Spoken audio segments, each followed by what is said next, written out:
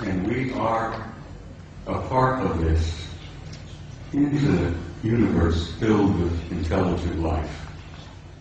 And we have been from the beginning, but we're only now beginning to wake up and see it. Only now are we beginning to open our eyes and listen with our ears and look out there and say, all right, where have I been? What am I now? Where am I going? As I said, your destiny is in the stars. Your generations to come, your descendants, your grandchildren, great-grandchildren, will go out there and they will claim their rightful place. In a universe filled with intelligent life. Your place out there belongs to you. You have a right to that, and you will claim it. There is so much to talk about. I've got some slides I have to share. Would you gentlemen please put the first picture up on the screen?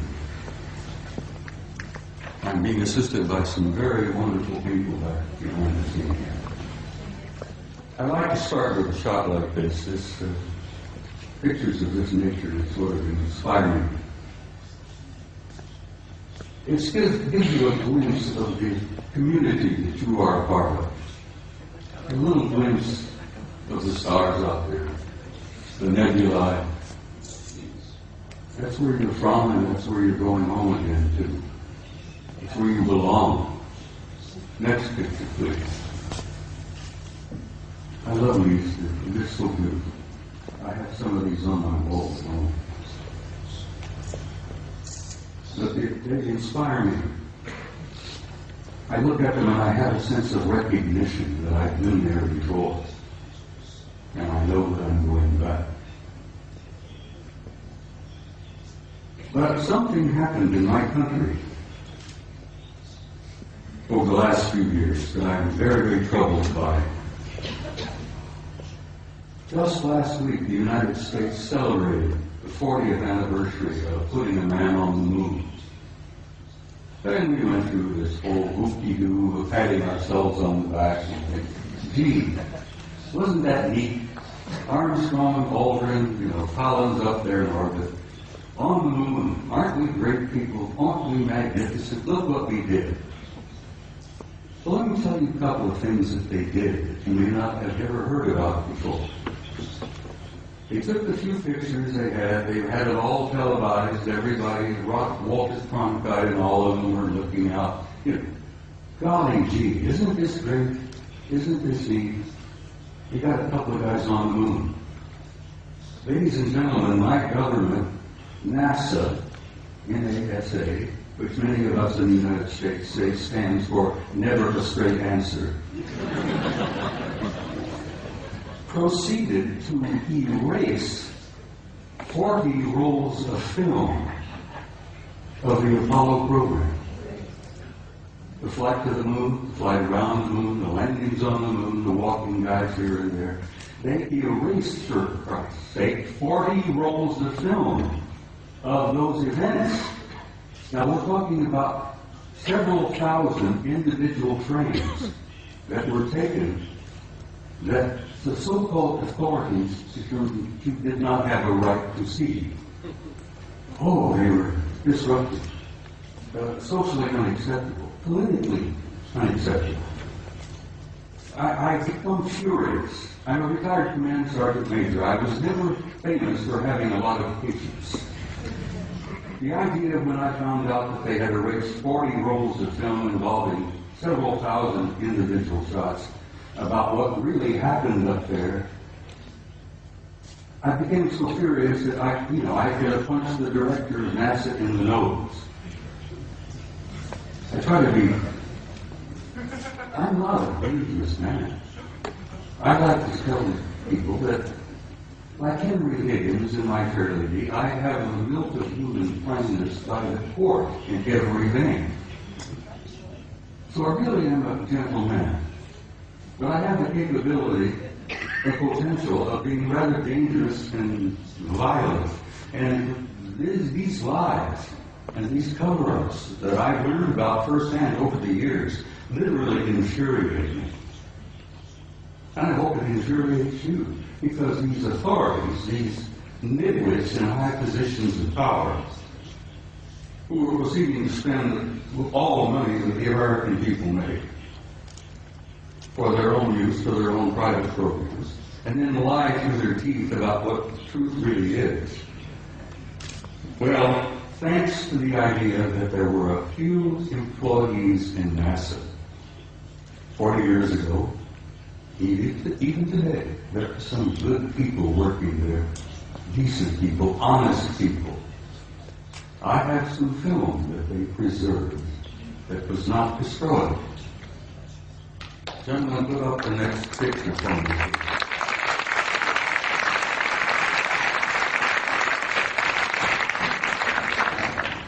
This is a NASA photo. This is Apollo 12.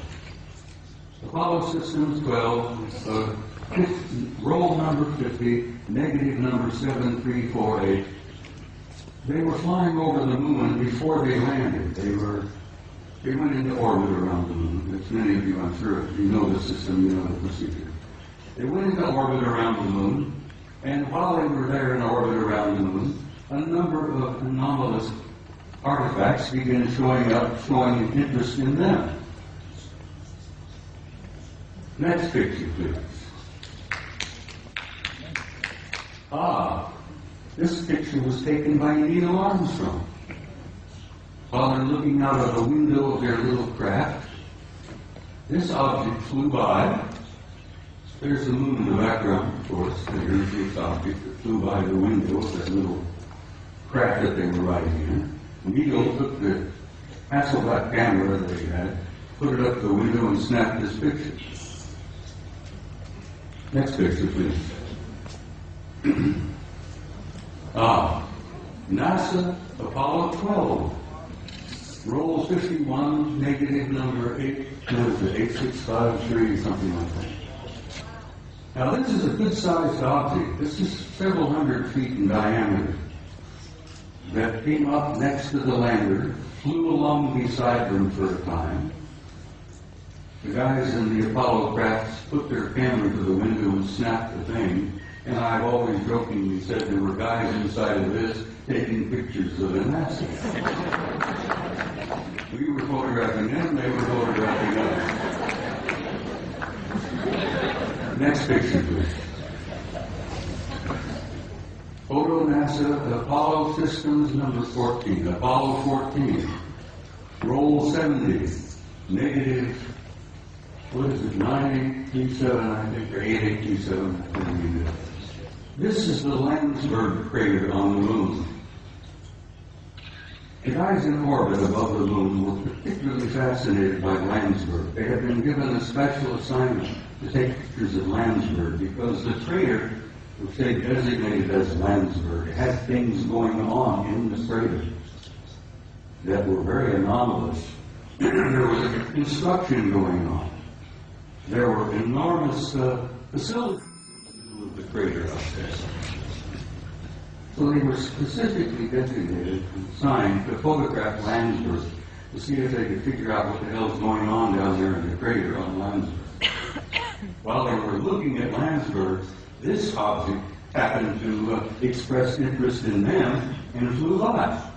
Now this line is an artificial line that was drawn to show you the direction that this object was going. This is a good-sized object flying past the Apollo lander. God, I'm so glad that some of these were saved. I still get fancy. 40 rolls of film was taken and they erased them. Anyhow, next picture, please. It's the same photo of Landsberg, but with the next negative, 9838 of this object here, flying by. Next picture. Now we're getting into some nitty-gritty. I want to give you just a brief little bit of history here. Back in the early days of NASA and the Apollo program, I got this picture from the Japanese Space Agency, the Japanese NASA. They have a tremendous